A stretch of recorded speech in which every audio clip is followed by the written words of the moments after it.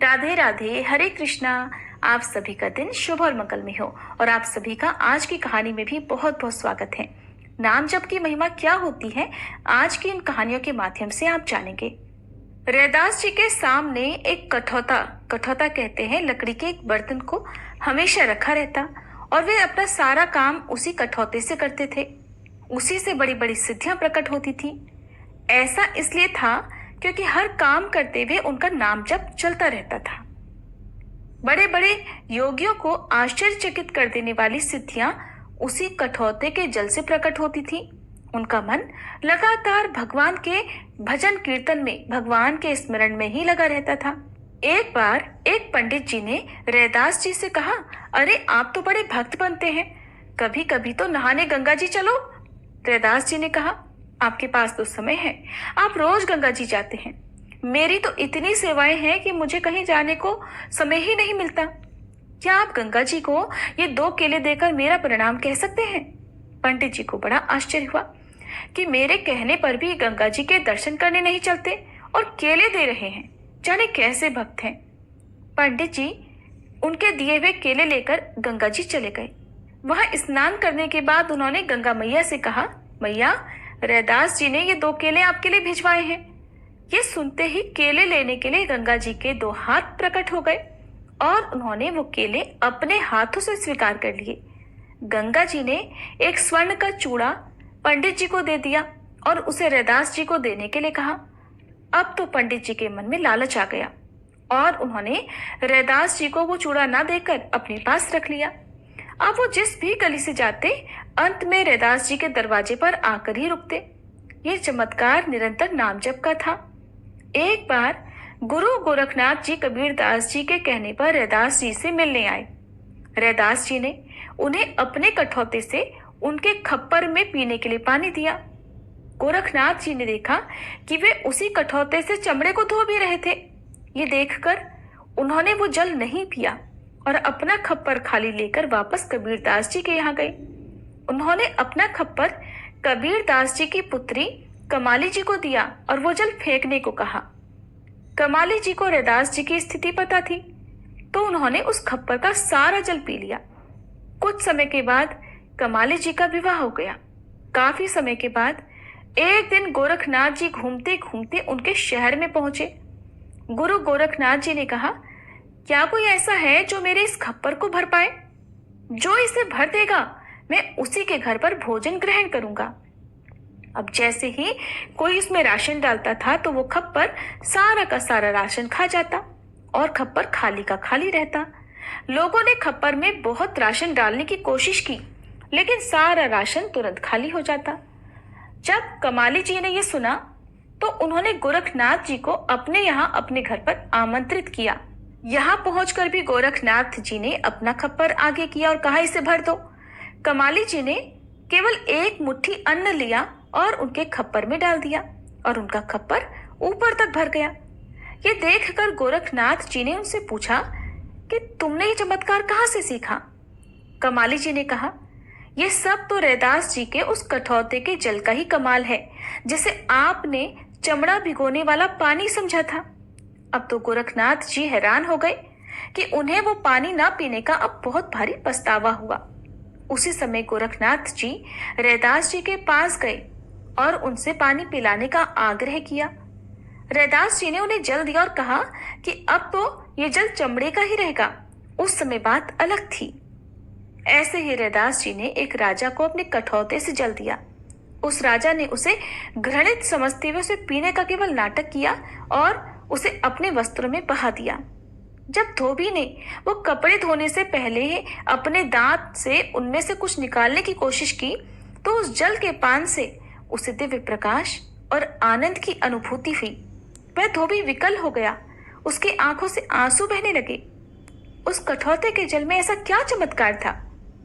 दरअसल रैदास जी हर समय नाम जप करते हुए अपनी सारी सेवाएं करते थे, इसलिए वह कठौता जिसे घृणित समझा जाता था, जिसमें चमड़ा भिगोया जाता था, वो दिव्य हो गया था। अब काशी के बड़े बड़े विद्वानों ने निर्णय किया कि रैदास जी को दंड दिलाया जाए, क्योंकि वो चमड़े का अपवित्र कार्य करने के बाद भी ठाकुर जी की सेवा करते हैं। अब उन्होंने वहां के राजा के कान भर दिए कि जिस राज्य में ऐसा अपवित्र, ऐसा घृणित कार्य होता है और जहां अनाधिकारी पुरुष ठाकुर सेवा करता है, वहां तो अकाल पड़ जाता है। इसके बाद तो रैदास जी को राजा के द्वारा बुलवाया गया। रैदास जी अब महल में आए, राजा के सामने खड़े थे। राजा ने उनसे कहा, आपको ठाकुर सेवा का अधिकार नहीं, फिर भी आप शास्त्रीय पद्धति से उनकी सेवा करते हैं, इससे हमारे राज्य में तो अकाल पड़ जाएगा। रैदास जी बोले, ठाकुर जी ही मुझसे सेवा चाहते हैं, अब इसमें मैं क्या करूं? राजा ने कहा, बस बस, बातें बनाने से काम नहीं चलेगा। इसका प्रमाण क्या है कि ठाकुर जी तुमसे ही सेवा कराना चाहते हैं? तब रैदास जी ने कहा, मैं अपने ठाकुर जी को विराजमान करता हूं, आप बुला लो। अगर वो आपकी गोद में आ जाए तो मान लेंगे कि आप विद्वान जन जो भी कह रहे हैं वो ठीक है, और अगर मेरे बुलाने से ठाकुर जी मेरी गोद में आ गए तो मान लेना कि ठाकुर जी मेरी सेवा स्वीकार करते हैं। अब तो वहां पर भारी भीड़ इकट्ठी हो गई। हर कोई इस दृश्य को देखने के लिए बेचैन था। अब सभी ब्राह्मणों ने राजा के सामने इसे स्वीकार कर लिया। अब सब ब्राह्मण वेदों के मंत्र पढ़कर शास्त्रीय विधि से ठाकुर जी को बुलाने लगे, लेकिन ठाकुर जी किसी के पास गए ही नहीं, अपनी जगह से हिले तक नहीं। ध्रुवदास जी ने लिखा है कि भक्तों की प्रेममय पुकार से जितना प्रभु प्रसन्न होते हैं, उतना वेद मंत्रों से भी नहीं होते। जब रैदास जी के आंसू बहने लगे, तब उन्होंने ठाकुर जी को पुकारा, तो ठाकुर जी तो सिंहासन सहित आकर उनके हृदय से लग गए, उनकी छाती से लग गए। ये सब देखकर सारे के सारे ब्राह्मण जो मंत्र वेदता थे, हैरान के हैरान रह गए। उन्होंने कहा, नहीं नहीं, ऐसा नहीं है, ये इनके ठाकुर जी हैं, इसलिए ऐसा हुआ। हम अपने ठाकुर जी लाते हैं, फिर देखते हैं। ब्राह्मण लोग किसी प्रकार भी इस बात को मानने के लिए तैयार ही नहीं थे। रैदास जी इसके लिए भी तैयार हो गए, लेकिन दोबारा भी वैसा ही हुआ। रैदास जी ने उनके ठाकुर जी को पुकारा और ठाकुर जी उनके पास आ गए। इसी तरह जब तक जीवन में भगवान के नाम का जप नहीं है, जब तक भगवान के प्रति भाव नहीं है, तब तक कोई भी सिद्धांत, कोई भी मंत्र ठाकुर जी को अधीन नहीं कर सकता। अब चाहे आप कितनी ही बड़ी साधना क्यों न कर लें, आपकी सारी साधना, सारी तपस्या को काम, क्रोध, लोभ, मोह आदि लूटते ही रहते हैं। साधक को पता भी नहीं चलता और वो भीतर से खाली बना रहता है, और ऊपर से वो मंत्र पढ़कर नियमों का पालन करते हुए सेवा करता रहता है। तो ऐसी खोखली भक्ति ना रखकर अपने मन में आप पहले अपने भाव को जागृत कीजिए, अपने मन में अटूट भक्ति पैदा कीजिए, और फिर चाहे तो आप नियमों का पालन करके मंत्रों के साथ ठाकुर जी की सेवा कर सकते हैं। नियम पालन ना भी कर पाए तो मन ही मन लगातार ठाकुर जी का स्मरण करें। सोते जागते, उठते बैठते, हर समय बस ठाकुर जी का ही स्मरण करते रहें। निश्चित है कि आपको भी एक दिन भगवत प्राप्ति हो ही जाएगी। संतों के दर्शन या फिर संतों के सत्संग से आपके जीवन में क्या परिवर्तन हो सकता है, ये अब इस कहानी के माध्यम से जानिए। अपने जीवन को अपने गुरु की सेवा में समर्पित कर देना सबसे मुश्किल काम है। एक बार रसिक मुरारी जी ने अपने गुरुदेव से पूछा कि गुरुदेव, हरि कैसे प्रसन्न होते हैं? तब उनके गुरुदेव श्री श्यामानंद जी ने उत्तर दिया कि साधु सेवा से। अगर साधु सेवा नियम, दैन्यता और सच्चे भाव से की जाए तो भगवान स्वयं संतों की जिह्वा से प्रसाद पाते हैं। यदि संतों का चरणामृत उतारा जाए, उनकी आरती की जाए और उन्हें प्रसाद पवाया जाए तो भगवान तो बहुत जल्दी प्रसन्न हो जाते हैं। इसको गुरु आज्ञा मानकर अब तो रसिक मुरारी जी ने संत सेवा का बड़ा विस्तार किया। अब वो रोज संतों को निमंत्रण देकर प्रसाद पवाते और उनकी खूब मन से सेवा करते। लेकिन संत सेवा का व्रत बड़ा कठिन है। कई मुश्किल, कई बाधाएं आती हैं इस काम में, क्योंकि संत अलग अलग स्वभाव के होते हैं। संतों की सेवा बड़ी मुश्किल है। स्वयं भगवान भी कभी कभी आपकी परीक्षा लेने आ सकते हैं, आपका नियम तोड़वाने का भी प्रयास कर सकते हैं, और वो आपके सामने ऐसा ऐसा रूप लेकर भी आ सकते हैं कि आप उनकी अवहेलना कर दें और आपका उनके प्रति भाव ही खराब हो जाए। रसिक मुरारी जी की संतों के चरणामृत के प्रति विशेष भावना थी।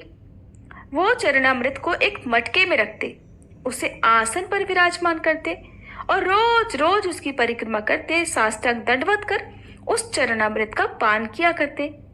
यही उनकी असली संपत्ति थी। हर रोज संत सेवा से पहले हर संत का चरणामृत उतारा जाता और उसे सबसे पहले रसिक मुरारी जी के पास ले जाया जाता।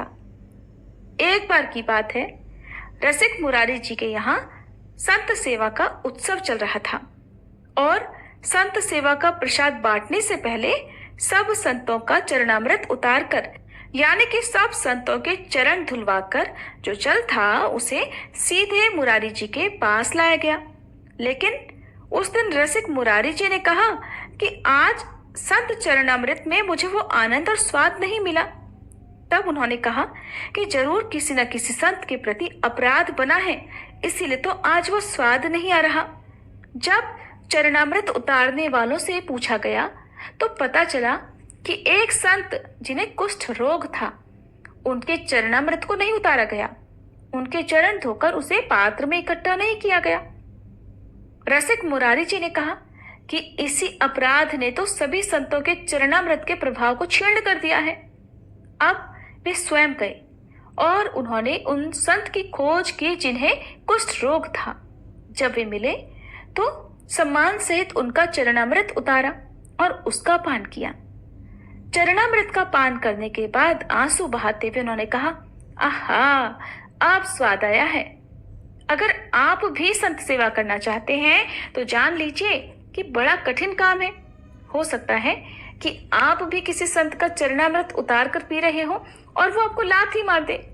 फिर भी आपको हाथ जोड़कर विनम्रता पूर्वक खड़े ही रहना है, उसका उत्तर नहीं देना।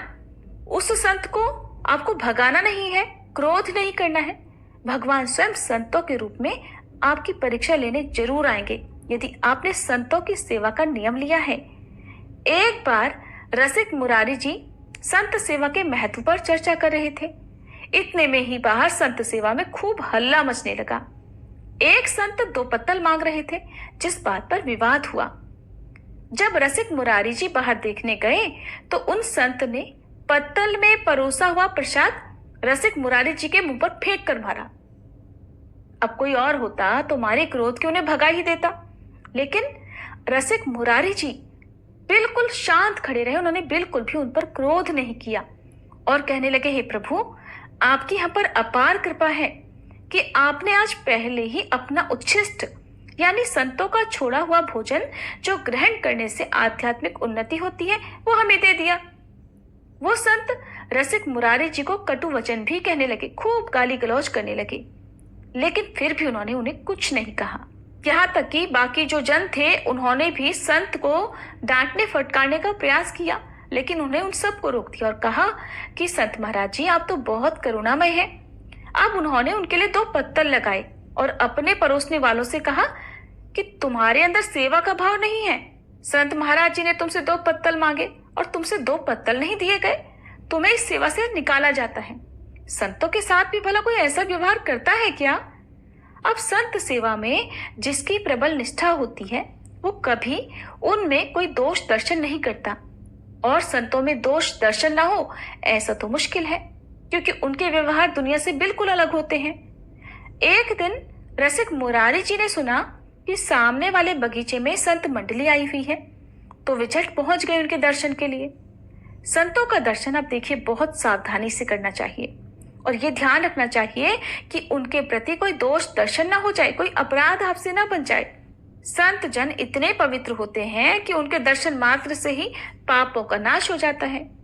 जब वे दर्शन करने गए तो उनमें से एक संत हुक्का पी रहे थे। संत ने उन्हें देखते ही अपने हुक्के को छुपा लिया। रसिक मुरारी जी ने सोचा कि कहीं इन संत को संकोच ना हो जाए। ऐसा सोचकर वो अपना पेट पकड़कर वहीं बैठ गए। संत महाराज ने पूछा, क्या हुआ? रसिक मुरारी जी कहने लगे, गुरुदेव, मेरे पेट में ना बहुत जोर का दर्द हो रहा है। अगर मुझे हुक्का पीने को मिल जाए तो ये ठीक हो जाएगा। अब तो उन संत ने तुरंत अपना हुक्का निकाला और रसिक मुरारी जी ने उसे मुंह से लगाकर पीने का केवल नाटक किया। दरअसल इसके पीछे तो उनकी मंशा उन संत महाराज के संकोच को दूर करने की थी, जिन्होंने उन्हें देखते ही अपना हुक्का छुपा लिया था। अब ऐसा भी नहीं करना है कि आपने किसी संत महाराज जी के हाथों में हुक्का देखा और आपको रसिक मुरारी जी की कहानी याद आ गई तो आपने भी उनका हुक्का निकाल कर पी लिया। ऐसा आपको नहीं करना है, ये तो सिर्फ भाव है। रसिक मुरारी जी भगवत लीला में डूबे हुए संत सेवी थे। उन्होंने संत सेवा के प्रति लोगों की श्रद्धा बढ़ाने के साथ साथ ये भी सिखाया कि संतों में दोष दर्शन या उनकी निंदा तो कभी नहीं करनी चाहिए। वो जैसे भी हों, जिस भी रूप में आपके सामने आते हैं, आपको सिर्फ उनका सम्मान करना है, उनकी सेवा करनी है। साधु सेवा करते समय हमें सावधानी रखनी चाहिए ताकि उसके कारण हमारा साधन न बिगड़ पाए। तो ये थी आज की कहानी। आपको कैसी लगी कमेंट बॉक्स में जरूर बताइएगा।